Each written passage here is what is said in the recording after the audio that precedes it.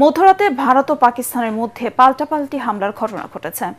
একে অপরের বিরুদ্ধে ড্রোন ও ক্ষেপণাস্ত্র হামলার অভিযোগ এনেছে ইসলামাবাদ ও নয়াদিল্লি। এদিন রাতেই একাধিক বিস্ফোরণের ঘটনা ঘটেছে ভারত নিয়ন্ত্রিত কাশ্মীরে। হামলার জেরে সীমান্ত এলাকায় ব্ল্যাক আউটের নির্দেশ দিয়েছে নয়াদিল্লি। ভারতীয় সেনাবাহিনী বলছে পাকিস্তানের ড্রোন হামলায় এসব বিস্ফোরণ ঘটেছে। এদিকে এই হামলার কথা অস্বীকার করেছে পাকিস্তান। অন্যদিকে পাল্টা হামলা চালিয়েছে ভারত। ক্ষেপণাস্ত্র হামলায় কেঁপে উঠেছে করাচি, লাহোর, রাওয়ালপিন্ডি, ইসলামাবাদ। এছাড়া হামলার জেরে ধর্মশালায় বন্ধ হয়ে গেছে IPL এর ম্যাচ। কঠোর নিরাপত্তায় খেলোয়াড়দের সরিয়ে নিয়েছে দেশটির সশস্ত্র বাহিনী। বিস্তারিত জানাচ্ছেন আসিফুর রহমান সাগর।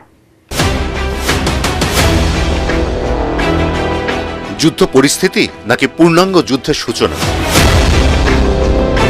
ভারত পাকিস্তানের লাগাতার পাল্টাপাল্টি হামলা যেন যুদ্ধ পরিস্থিতির মাত্রা পেরিয়ে এখন পুরোপুরি যুদ্ধের দ্বার প্রান্তে।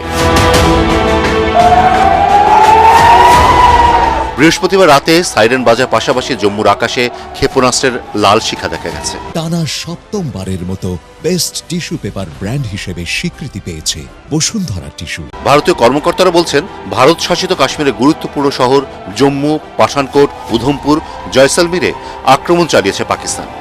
ভারত শাসিত কাশ্মীরের উধমপুর এবং পাঞ্জাবের পাঠানকোটের 3টি সামরিক স্থাপনায় পাকিস্তান ক্ষেপণাস্ত্র আর ড্রোন হামলা চালিয়েছে বলে দাবি করেছে ভারতের সেনাবাহিনী। ভারতীয় সংবাদ মাধ্যম ANI জানিয়েছে, বৃহস্পতিবার মধ্যরাতে হামলার ফলে জম্মু শহর সহ আখনুর ও কিশতওয়ার জেলায় জরুরি অবস্থা জারি করা হয় ও পুরো এলাকায় ব্ল্যাকআউট কার্যকর করা হয়। এছাড়া ব্ল্যাকআউট জারি করা হয়েছে চণ্ডীগড়, মোহালি এবং ভুজেতেও।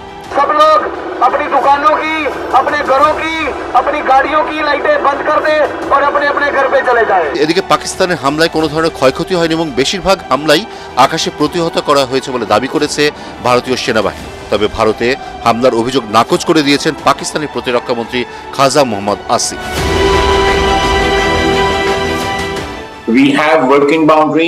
ভারত শাসিত কাশ্মীরে কোনো হামলা চালানো হয়নি।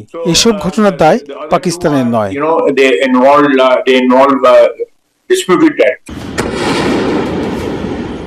পাকিস্তানের হামলার পর পাল্টা হামলা চালিয়েছে ভারতও। বার্তা সংস্থা ANI জানিয়েছে, বৃহস্পতিবার পাকিস্তানের একের পর এক শহরে ড্রোন এবং মিসাইল হামলা চালিয়েছে ভারত।